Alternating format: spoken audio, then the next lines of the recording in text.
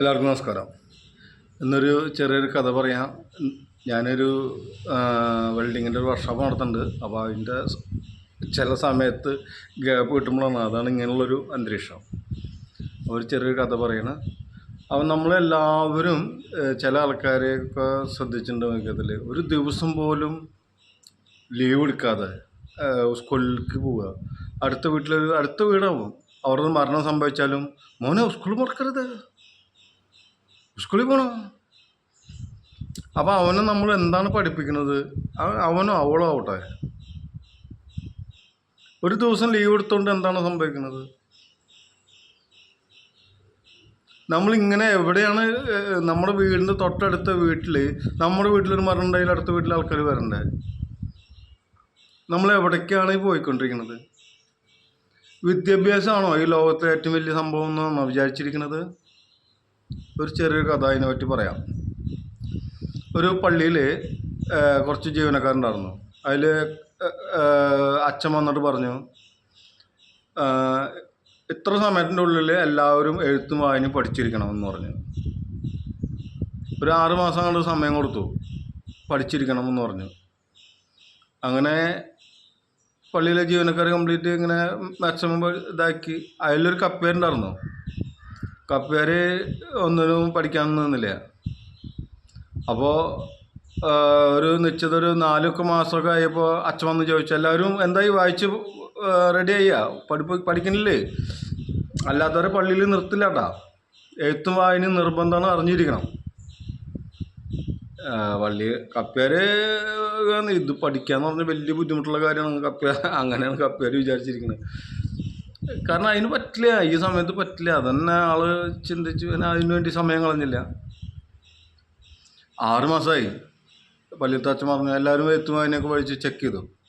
കപ്പുകാരോട് ചോദിച്ചു. കപ്പുകാർ പറഞ്ഞു ഞാനൊന്നും പഠിച്ചില്ല. കപ്പുകാർക്ക് കൊടുക്കാനുള്ള പൈസയും ആനുകൂല്യങ്ങളൊക്കെ കൂട്ടിയിട്ട് കണക്കൂട്ടി കൊടുത്തിട്ട് കപ്പുകാർ പറഞ്ഞു ഇനി ജോലിയില്ല, പോയിക്കോന്ന് പറഞ്ഞു. കപ്പുകാർ ചിന്തിച്ച് വീട്ടിൽ നിന്നൊക്കെ പുറത്ത് പോയി. ഭയങ്കര ടെൻഷനായി. ഇനിയിപ്പോൾ എന്താ ചെയ്യുക? അടുത്ത ജോലി കണ്ടുപിടിക്കണ്ടേ, ജീവിക്കണ്ടേ? അപ്പോൾ ആള് ഒരു സിഗരറ്റ്, എല്ലാവരും മൊത്തത്തിലുള്ളൊരു ഇതാണല്ലോ, വിഷമം വന്നാൽ കുടിക്കുക, അല്ലെങ്കിൽ സിഗരറ്റ് വലിക്കുക, അങ്ങനെ ഒരു ഇത്. അപ്പോൾ ആളിങ്ങനെ സിഗരറ്റ് വെച്ചിട്ട് ഇങ്ങനെ ആലോചിക്കുക. സിഗരറ്റ് വലിക്കാത്ത ആൾക്കാർക്ക് ആലോചിക്കാൻ ബുദ്ധിയില്ലാന്നല്ല ഈ കഥയിൽ നമ്മൾ പറയണത്.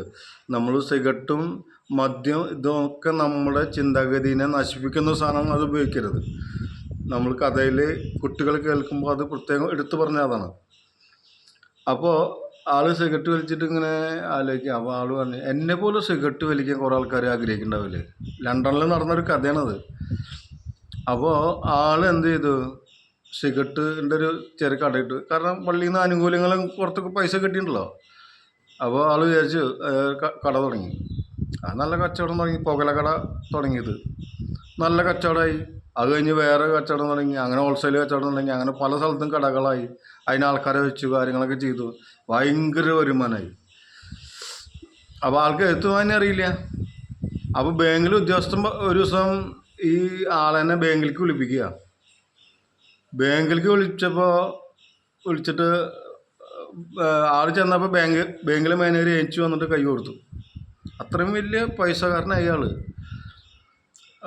അപ്പോൾ ആള് ചോദിക്കുന്നത് താങ്കളുടെ പൈസ മര്യാദ പൈസ ഉണ്ട്, അപ്പോൾ അത് ഏതൊക്കെ രീതിയിൽ ഡെപ്പോസിറ്റ് ചെയ്താലാണ് നമുക്ക് അതിൽ നിന്ന് കൂടുതൽ വരുമാനം കിട്ടുക എന്നൊക്കെ അതിനുള്ള കാര്യങ്ങളൊക്കെ പറഞ്ഞ് മനസ്സിലാക്കാം എന്ന് വെച്ചിട്ടാണ് ഞാൻ സാറിനെ വിളിപ്പിച്ചെന്ന് പറഞ്ഞു ബാങ്കിലെ മാനേജർ. അപ്പോൾ അങ്ങനെ വർത്താനം പറഞ്ഞ് സാറ് എത്ര വരെ പഠിച്ചിട്ടുണ്ടെന്നൊക്കെ ചോദിച്ചു. ഞങ്ങൾക്ക് എഴുത്തുമാനൊന്നും അറിയില്ല പറഞ്ഞു. എൻ്റെ ദൈവമേ, സാറിന് എഴുത്തും വായനയും അറിയാമായിരുന്നെങ്കിൽ സാറിന്ന് എവിടെ എത്തുമായിരുന്നു. അപ്പോൾ ആള് മനസ്സിൽ പറഞ്ഞേ അപ്പം ഞാൻ പള്ളിയിലെ കപ്പേരായിട്ട് നിൽക്കുന്നുണ്ടാവും. എഴുത്തും വായന അറിഞ്ഞാൽ കപ്പേരായിട്ട് നിൽക്കുക, തുടർന്ന് പോയിക്കൊണ്ടിരിക്കുന്നുണ്ടാവും. അപ്പോൾ ആള് മനസ്സിൽ പറഞ്ഞേ എഴുത്തും വായന അറിയിച്ചെങ്കിൽ ഞാൻ പള്ളിയിലെ കപ്പേരായിട്ട് അവളിങ്ങനെ കുറച്ച് നിശബ്ദമായിട്ട് ഇരുന്നു. ബാങ്കിൽ മാനേജർ പറയാം എഴുത്തും വായന അറിയാച്ചെങ്കിൽ താങ്കൾ ഇന്ന് എവിടെ എത്തുമായിരുന്നു. ഭയങ്കരമായിട്ട് എഴുത്തും വായനയല്ല നമുക്ക് ലോകത്തിലുള്ളത്. എഴുത്തും വായന അറിയണം, അത് നമുക്ക് ആവശ്യമാണ്. അറിവ് നേടാൻ ഇതൊക്കെ ആവശ്യമാണ്. പക്ഷേ ഒരു ദിവസം പോലും ലീവ് എടുക്കാതെ മറ്റുള്ള വീട്ടിൽ, നമ്മുടെ ബന്ധു വീട്ടിലോ ഓരോ വീട്ടിലൊക്കെ മരണം സംഭവിച്ചാൽ കുട്ടികളെ കൊണ്ടുപോകണം. അവരറിയണം എന്തൊക്കെയാണ് അവിടെ നടക്കുന്നത്, എന്തൊക്കെയാണ് എൻ്റെ അച്ഛനമ്മയും പോയിട്ട് അവിടെ ചെയ്യണത്, എന്തൊക്കെയാണ് അടുത്ത വീട്ടിൽ പോയാൽ നമ്മൾ ചെയ്യേണ്ടത് എന്നുള്ള കാര്യങ്ങൾ കംപ്ലീറ്റ് അവർ പഠിക്കണം. ഇത്ര ഇതുപോലെ ഒന്നല്ലായിരുന്നു പണ്ട് കാലത്ത്. നമ്മൾ അടുത്ത വീട്ടിലൊരു കല്യാണം ഉണ്ടായി, കല്യാണം നടക്കണ വീട്ടുകാർക്കല്ല ടെൻഷൻ, നമ്മളാണ്. ലീവ് എടുക്കരുതിട്ടാ, നീ ഈ സമയത്ത് എത്തണട്ടാ, അങ്ങനെ മറ്റാളോട് പറയുക, നീ വരുമ്പോൾ അവനെ വിളിച്ചോളൂട്ടാ, നീ അതൊക്കെ നാളേരം വീഴണട്ടാ, അത് കഴിഞ്ഞാൽ കാര്യങ്ങൾ ചെയ്യണം, വേറെ ആരും ഇല്ലട്ടാ. വീട്ടുകാർ പോയിട്ട് കിടന്നിറങ്ങിണ്ടാവും. ടെൻഷൻ മുഴുവൻ അടുത്ത ഈ വർക്ക് ചെയ്യുന്ന ഈ ആൾക്കാരാണ്. അവർക്ക് ശമ്പളം കൊടുത്തിട്ടൊന്നുമല്ല, ആ സിസ്റ്റം കംപ്ലീറ്റ് കടന്നുപോയി. പക്ഷെ മരണം, ആ മരിച്ച സമയത്ത് നമ്മൾ അടുത്തുള്ള വീട്ടുകാർ, ബന്ധക്കാരുടെ വീട്ടിൽ ഇവരൊക്കെ നമ്മളെ ലീവ് എടുത്തിട്ട് നമ്മുടെ കുട്ടികളെ കൊണ്ടുപോകണം, ബുദ്ധിമുട്ട് അറിയണം. അതാണ് ജീവിതം, അതാണ് ഈ ലോകം. അപ്പം നമ്മുടെ കഥയെന്ന് പറഞ്ഞു തന്നതിൻ്റെ കാര്യം, ഏറ്റവും വലുത് പഠിപ്പല്ല. മനുഷ്യന്മാർ തമ്മിൽ സഹജീവികളെ, നമ്മുടെ പ്രകൃതിനെ, പ്രപഞ്ചമാതാവിനെ, ഇവരൊക്കെ മനസ്സിലാക്കി നല്ല സ്നേഹത്തിൽ വയസ്സായ ആൾക്കാരെ സ്നേഹിക്കുക, നമ്മുടെ നാടിനെ സ്നേഹിക്കുക, നാട്ടിലുള്ള ആൾക്കാരെ സ്നേഹിക്കുക, ഇതൊക്കെ പഠിക്കലാണ്. പഠിപ്പും വിദ്യാഭ്യാസം ഉണ്ടായതുകൊണ്ട് ഒരു കാര്യം ഇങ്ങനെയൊന്നും കിട്ടില്ല. ഇപ്പോൾ IAS ഉദ്യോഗസ്ഥന്മാരോട് പോയി ചോദിക്കുക, മനുഷ്യ സസ്യവൊക്കെയാണ്, മാംസവൊക്കെയാണ്, മിശ്രവൊക്കെയാണ്? അറിയില്ല. അങ്ങനെ എന്തെല്ലാം കാര്യങ്ങൾ അറിയാത്ത ആൾക്കാരുണ്ട് വിദ്യാഭ്യാസമുള്ള ആൾക്കാർ. അപ്പോൾ വിദ്യാഭ്യാസമല്ല കൂട്ടരെ ഏറ്റവും വലിയത്. നമ്മൾ മനുഷ്യന്മാരെ കണ്ടറിഞ്ഞ് മനസ്സിലാക്കി ജീവിക്കുക. ചില ആൾക്കാരുണ്ട് എന്നുവെച്ചാൽ പൈസ ഇല്ലാത്ത ആൾക്കാരെ, അല്ലെങ്കിൽ അങ്ങനെ പ്രത്യേക ഒരു രീതിയിൽ കാണുന്ന കുറേ വിഭാഗമുണ്ട് നമ്മുടെ നാട്ടിൽ. അതന്നെ ഏറ്റവും വലിയൊരു, ഞാൻ മുമ്പത്തെ ഒരു കഥയിൽ പറഞ്ഞു, ചങ്ക്. നിങ്ങളാരെങ്കിലും ആക്രമിച്ചു കഴിഞ്ഞാൽ അവനെ വേണമെങ്കിൽ പോയിട്ട് കൊല്ലും. അത് നിങ്ങൾക്ക് 20 കോടി ലോട്ടറി അടിച്ചാൽ അത് ഇഷ്ടമുണ്ടാവില്ല. ആ ഒരു മനസ്സുണ്ടല്ലോ. നമ്മൾ ചിന്തിക്കേണ്ടത് വേറൊരു കാര്യം പറയാം. നമുക്ക് ഡെയിലി കുറച്ച് ആൾക്കാർ ഭക്ഷണം തന്നോന്നായിരിക്കുക, ഡെയിലി ഫ്രീ ആയിട്ട് ഭക്ഷണം തരികയാണ്. അപ്പോൾ ഭക്ഷണം ഒരു ദിവസം ആൾക്ക് എന്തെങ്കിലും സാഹചര്യത്തിൽ, അല്ലെങ്കിൽ വയ്യാണ്ടായിട്ടോ ഹോസ്പിറ്റലായിട്ടോ എന്തെങ്കിലും ആ ഭക്ഷണം തരാൻ പറ്റിയില്ല, ഒരു വിഭാഗം പറയും അയാൾക്ക് തരാൻ പറ്റില്ലെങ്കിൽ മുമ്പ് പറയാറുന്നില്ലേ. അപ്പോൾ വേറെ ആൾ പറയും ഇയാളത് എന്ത് മനുഷ്യന്, ഇനിയിപ്പോൾ എവിടെ പോയാലും ഭക്ഷണം കിട്ടുക.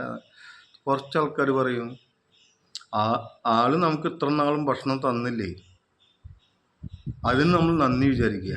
ആൾക്ക് എന്തെങ്കിലും അങ്ങനെ ചെയ്യുന്ന ഒരാളല്ല, ആൾക്ക് എന്തെങ്കിലും പറ്റിയിട്ടുണ്ടാവും, നമുക്ക് അന്വേഷിച്ച് നോക്കാം എന്താണെന്ന്. ദൈവത്തിനോട് പ്രാർത്ഥിക്കും കുറച്ച് മനുഷ്യന്മാർ, ആൾക്കൊന്നും സംഭവിക്കരുത് ഭഗവാനെ. അതാണ് ലോകം, അതാണ് നമ്മൾ മക്കളെ പഠിപ്പിക്കേണ്ട ഒരു കാര്യം. ഏത് രീതിയിലും പ്രതികരിക്കുക എന്നുള്ളതല്ല. നന്ദി, നമസ്കാരം.